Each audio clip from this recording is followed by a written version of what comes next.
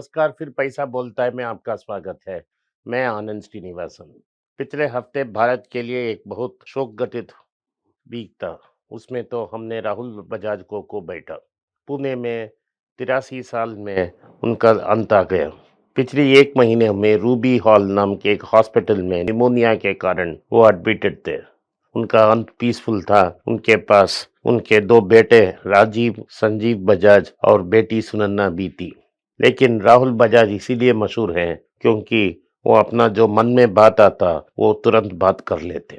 इस सरकार के खिलाफ बोलने के लिए किसी भी बिजनेसमैन और इंडस्ट्रियलिस्ट के पास दिल नहीं था, लेकिन बजाज तो सीधा सीधा बोल लेते।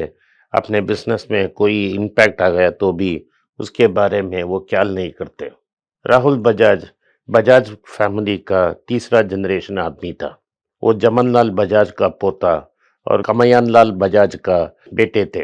उन्होंने स्टीफेंस कॉलेज में बेसिक डिग्री की, बॉम्बे लॉ कॉलेज में लॉ पढ़ाई। उसके बाद 60 की दशक में हार्वर्ड में जाके एमबीए पढ़े। उसके बाद 67 में 56 साल पहले उन्होंने बजाज ऑटो ज्वाइन की।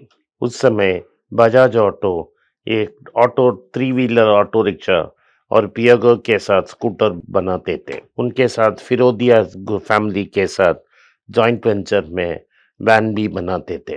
उनके टेक ओवर के बाद तुरंत अरुण फिरोदिया ग्रुप से उनका झगड़ा हो गया और उसको डिविजन्स में वैन का टेम्पो का डिवीजन अरुण फिरोदिया के पास चला गया।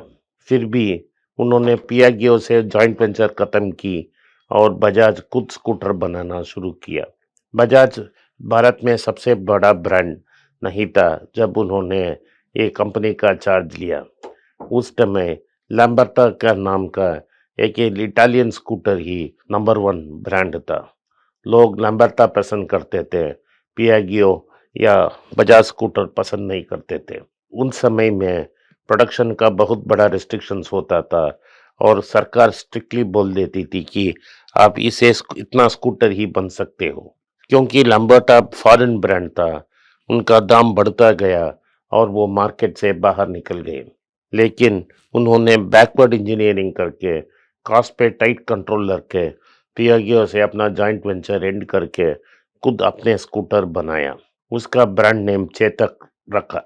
चेतक तो हल्दी की बैटल में राणा प्रताप का घोड़ा था।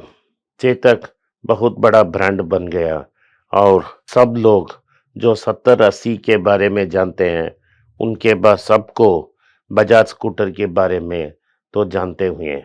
तो उनका एडवर्टाइजमेंट टैगलाइन था, हमारा बजाज। इंडिया टुडे मैगजीन में बैक पेज में 20 साल के लिए उन्होंने एडवर्टाइजमेंट एकदम पेमेंट करके बुक कर दी। बजाज का ये भी खूबी थी, उन्होंने लोन के ऊपर अपना एम्पायर नहीं बनाया। उन्होंने कभी बड़ा लोन नहीं लिया। कैश सरप्लस हो गए और लोन फ्री कंपनी था। जो पैसा एक्सेस कैश फ्लो से आया, उनको उन्होंने स्टॉक मार्केट में बड़ा इन्वेस्टमेंट किया। लेकिन किसी को एक्स्ट्राऑर्डिनरी फेवर नहीं करते थे। मारुति उद्योग के आरसी भार्गव ने अभी उनके मरणोपरांत एक लेख में लिखा कि जब वो मारुति उद्योग के डायरेक्टर थे, उन्होंने extra out of turn allotment Bajaj Chetak के लिए राहुल को एक चिट्ठी लिखा।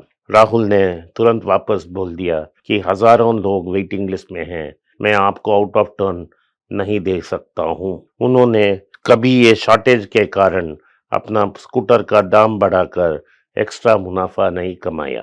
91 में जब प्रोडक्शन कैप्स वापस चले गए और ओपन मार्केट को ओपन किया, तो उन्होंने उनके अगेंस्ट बॉम्बे क्लब फॉर्म किया और लेवल प्लेइंग फील्ड की मांग की। जब मोटरसाइकिल पॉपुलर हुए तो उन्होंने कवासाकी के साथ टाई अप करके बजाज कवासाकी स्कूटर लॉन्च किया। लेकिन वो टिक नहीं गया और उसमें बहुत टेक्निकल डिफिकल्टीज थी। कवासाकी बजाज सबसे पीछे थे और 3 ब्रांड्स राजदूत यामाहा, हीरो होंडा और टीवीएस सुजुकी उनके आगे निकल चुके थे। तो वो कवासाकी बजाज को बेचने के लिए उन्होंने जो पैसा इकट्ठा करके रखा था, उसमें से एक फाइनेंस कंपनी शुरू की और 2 इंश्योरेंस कंपनी अलायंस ग्रुप के साथ उन्होंने शुरू की। वो फाइनेंस कंपनी आज बड़ा बन के बजाज फिनसर्व हो गया और ये दोनों इंश्योरेंस कंपनी और फाइनेंस कंपनी को उनके दूसरे बेटे संजीव बजाज चलाते हैं और इनका मार्केट वैल्यूएशन बहुत ज़्यादा हो गया है, हम उसे नहीं खरीद सकते। ये स्टॉक्स जब लिस्ट हुए, जब बजाज ऑटो डीमर्ज होके 3 कंपनियों में हो गया। एक तो होल्डिंग कंपनी है, जो दोनों कंपनियों को होल्ड करती है। एक है बजाज ऑटो, जो मोटरसाइकिल बनाती है और तीसरा कंपनी ये बजाज फिनसर्व और बजाज फाइनेंस है। इन सब को मिलकर ये एक बड़ा ग्रुप उन्होंने खड़ा किया और जब उनके बेटे राजीव बजाज ने टेक ओवर किया, उन्होंने ये फैसला किया कि वो गियर्ड स्कूटर बनाना बंद कर देंगे और सिर्फ मोटरसाइकिल में कंसंट्रेट करेंगे। उन्हें राजीव ने ये जजमेंट इसी कारण लिया क्योंकि उसमें ये उन्होंने ये पाया कि लोगों ने गियर्ड स्कूटर खरीदना बंद कर दिया। कई फिरोदिया लोगों ने काइनेटिक होंडा स्कूटर लॉन्च किया और लोगों गियरलेस स्कूटर पसंद करना शुरू कर दिया क्योंकि क्लच में डालकर गियर बदलना स्कूटर में बहुत मुश्किल था। तो उन्होंने बजाज चेतक को बंद कर लिया और सिर्फ मोटरसाइकिल में कंसंट्रेट किया। आज बजाज पल्सर सबसे बड़ा ब्रांड है और थ्री व्हीलर ऑटो में भी बजाज एक बड़ा मार्केट हो गया। लेकिन first mover advantage Hero Motors को मिलने से ये कभी नंबर 1 नहीं बन सकी। तो उन्होंने भारत के बाहर मार्केट्स में अपने खुद की ब्रांड में कंसंट्रेट कर एक बड़ा ब्रांड बजाज को south east Asia, Latin America और अफ्रीका में बनाया। अब जब टीवीएस मोटर्स ने सुजुकी के साथ पार्टनरशिप बंद की और हीरो ने हीरो होंडा मोटर्स से पार्टनरशिप बंद की, वो लोग भी आज एक्सपोर्ट की तरफ देख रहे हैं। लेकिन क्योंकि टू व्हीलर सेल्स इतना बड़ा नहीं है और मार्केट में ही 10 साल पीछे चला गया, तो बजाज ऑटो आज सस्ती दाम में मिल रही है।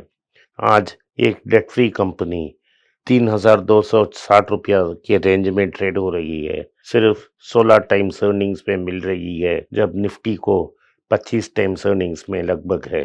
डिविडेंड यील्ड भी 3.90 पे मिल रहा है। लगभग 4% रिटर्न डिविडेंड में भी आपको मिल जाएगा। बेहस्त आप खरीद सकते हो इस प्राइस में और जब नीचे जाएगा मार्केट वो नीचे जाएगा तो आप इस स्टॉक को भी खरीद सकते हो। लंबी दौर में ये स्टॉक बहुत अच्छा करेगा। मैं एक इन्वेस्टमेंट एडवाइजर नहीं हूँ। आप एक सेबी रजिस्टर्ड इन्वेस्टमेंट एडवाइजर से सलाह मशवरा करके ही अपना फैसला बनाएं। नमस्कार, धन्यवाद, जय हिंद। अगर ये वीडियो आपको पसंद आया तो आप अपने दोस्त और रिश्तेदार के साथ इस वीडियो को शेयर करें।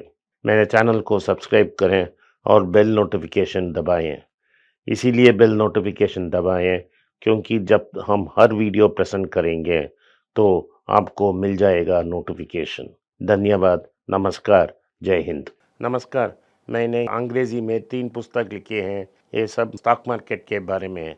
मेरा पहला पुस्तक का नाम है ऑर्डिनरी स्टॉक एक्स्ट्राऑर्डिनरी प्रॉफिट्स। दूसरा अल्केमी ऑफ मनी नाम का basic fundamentals of stock market और मनी के बारे में मैंने दूसरा पुस्तक लिखा है। और तीसरा और final book all about mutual funds नाम का एक म्यूचुअल फंड्स के बारे में भी मैंने एक पुस्तक लिखा है। तीनों पुस्तक प्रिंट और किंडल में अवेलेबल हैं। जो किंडल में पढ़ना चाहें तो नीचे हुए लिंक को दबाने से वो सीधा अमेज़न की साइट में जाएगा। जिन जिन को हार्ड कॉपी चाहिए वो नीचे दिए गए व्हाट्सएप नंबर में अपना फ़ोन नंबर और नाम भेजें तो हमारा टीम उनसे कांटेक्ट करेगा। धन्यवाद, नमस्कार, जय हिंद।